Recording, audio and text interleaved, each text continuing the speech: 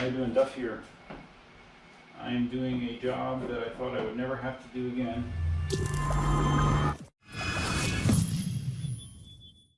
And that is work on the lights on this 2007 Prius.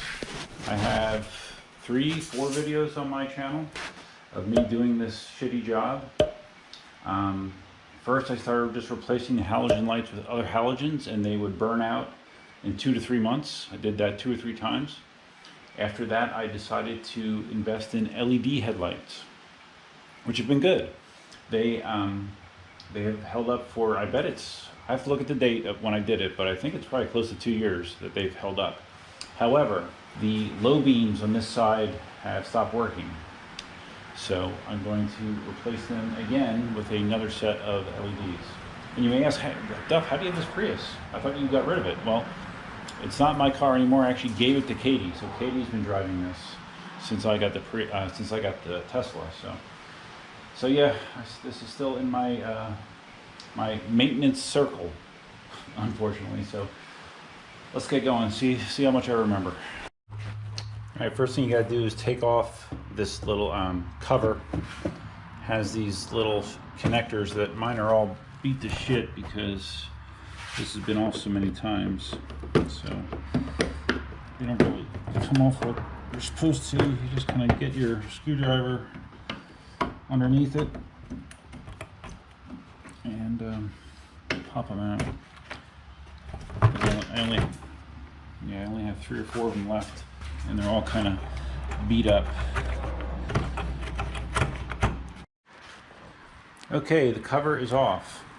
So now before I get started, there are other techniques you can use to do this. If you do the official Toyota factory procedure to replace the headlights, it involves removing the entire front bumper assembly. Yes, I kid you not. And also have to get into the wheel well to do some of that kind of stuff. So the official way that they recommend to do that is to pull this whole front end off, and that allows you to actually remove the light assembly and gives you much better accessibility to where the lights are. However, you do not have to do that. It depends on your level of patience. If you've seen any of my other videos, you can access this without doing all of that. So that's what we're going to do right now. Let me take a look and see how things are looking now. It's been a while since I've been in here. Okay, do remember that you want to take this cover off here. You want to do things to give you a little bit more hand space. Okay, so I also remove this plastic piece here. It's just one of those little press fittings right here. Take this out to give you some additional room to get your hand back there. Okay, so the LEDs that I used before, they came with this harness that you had to use to make it work with the factory wiring harness. Now the new lights that I have right here, these supposedly don't need any of that. They're supposed to just plug right in and work. You want to take some bets right now if it works? Okay, so here is the wiring harness for the lights. It's definitely seen better days. Just going to tuck that out of the way, and then this is the stuff that's associated with the LEDs that I have installed right now. So the first thing you have to do is there's a rubber cap right here that you turn counterclockwise, and it will come off.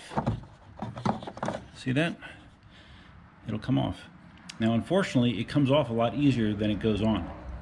Okay, we're going to try to wedge you down here. This is the challenge with trying to film this thing, because it's a hassle.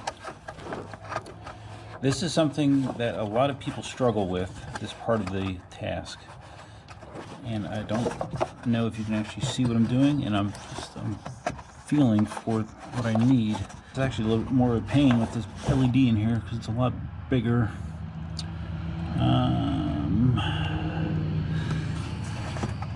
There is a spring in here. Okay, I finally found it. My middle finger is on it. It's a spring that you push in and up. And as you do that, that is what holds the light in. And now light will come out.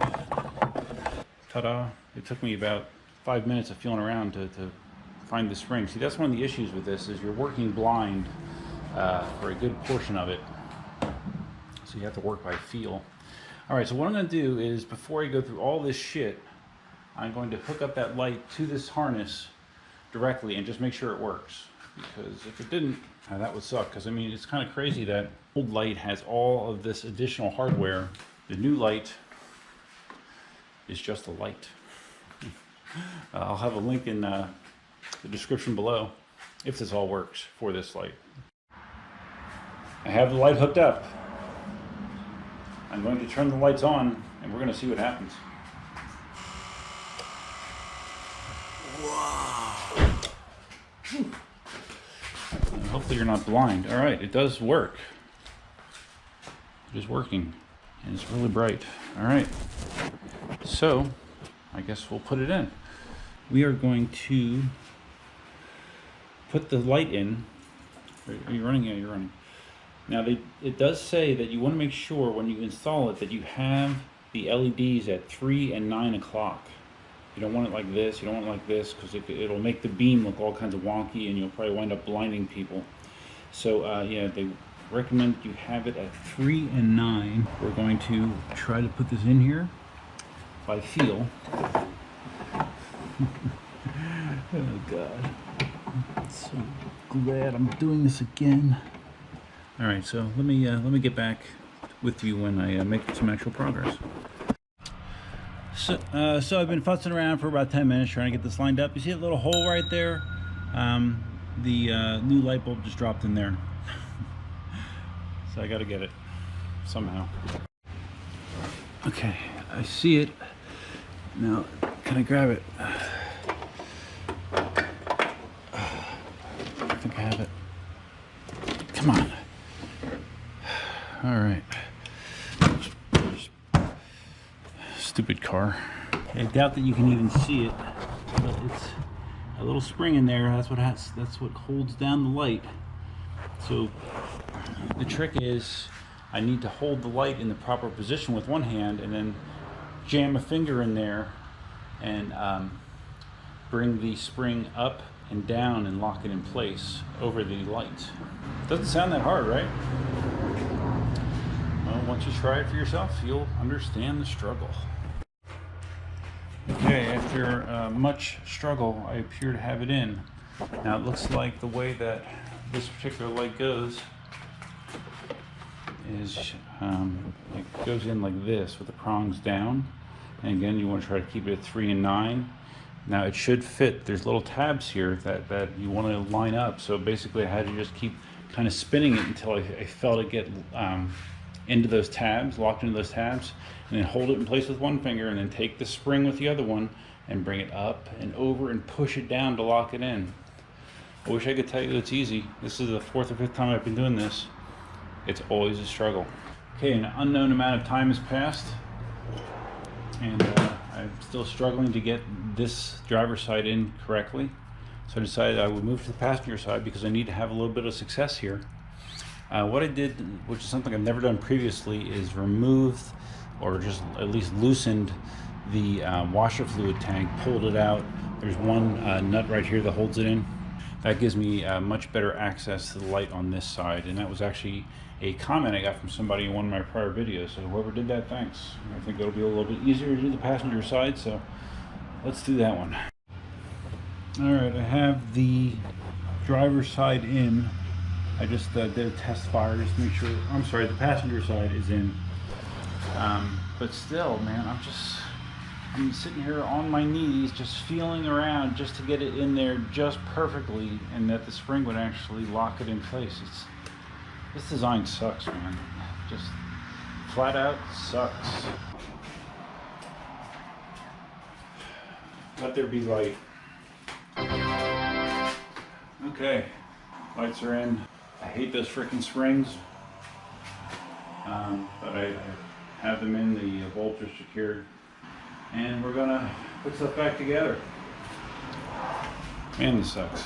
They look right though, at least, right? And they don't have all this additional hardware. So definitely less parts to it, less expensive too. These lights are like 50 bucks, and I think the ones that I put in a couple years ago were like 150 or 160. So we'll see. Time will tell how well these hold up. And I am going to tell on myself, because that's usually the way to handle my videos. I didn't put this rubber boot back on. You can, I mean, you should. It gives you additional, I guess, water protection if you were like running through deep water or something. If you're in a situation where you have water that would get up there, up behind the headlight, you're probably going to have bigger problems, I would imagine. So, okay, putting it back together. Okay, car's back together. Let's just make sure that we still have lights. It would really suck if we didn't.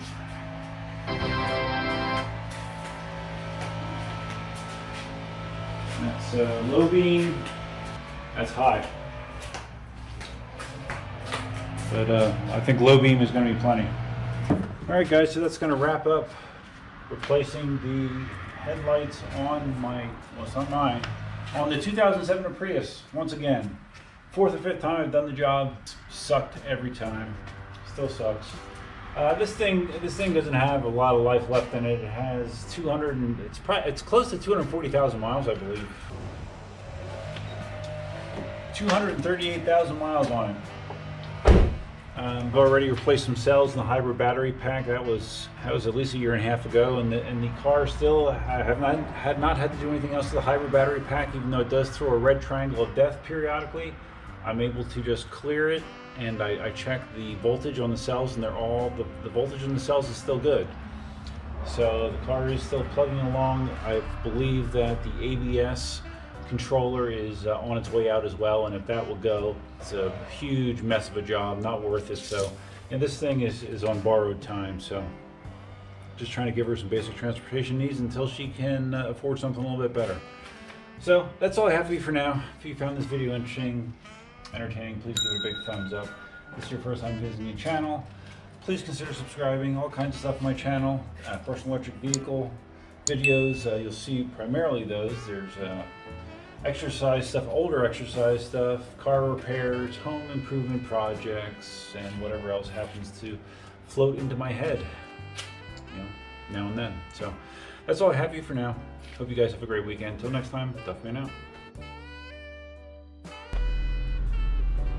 Yep, red triangle of death, still on. It's been, it happens so often now though, it's like it's a non-issue. Just used to it, So what I do when this happens, I'll show you. Got my handy dandy Android phone here.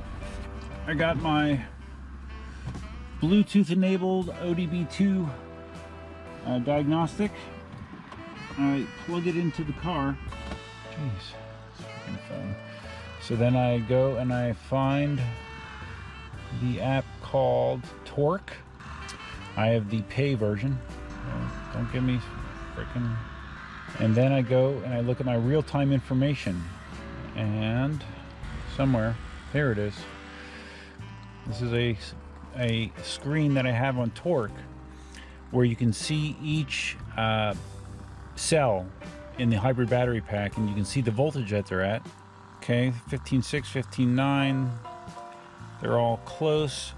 You know you're in trouble when you see a pack that is significantly lower in its voltage than the other ones. They're all close still, so it's like, okay, there's a red triangle, but the hybrid battery pack is still okay. So when that happens, I'm like, okay, everything's good. We're just going to go in and we're going to clear the codes. All right, so we go to fault codes, tap here to scan for faults. This is the same error that I always see periodically. It doesn't happen all the time. It could, not happen for a few weeks and then it just happens. P0880 powertrain fault. And it's just like it means that your battery is not great, but it still is working. So you can clear this. Look at my dirty fingers. Clear faults on ECU. Are you sure you want to clear the fault codes? Yes. And when we do, sending the clear command. Okay. The red triangle of death is gone. So the hybrid battery pack is okay. Now you see this? The ABS and VSC, that's another problem. That has to do with the ABS controller I was telling you about. That's a symbol that, or a signal that your ABS controller is going to fail sooner or later. And the way you can get rid of that is you actually jump some pins on the ODB2 connector with like a paper clip. You jump a couple pins and you can actually clear that. But again, it's just going to come back. It's just a temporary workaround. So it's an old car. It served us well, but it's probably time for something new.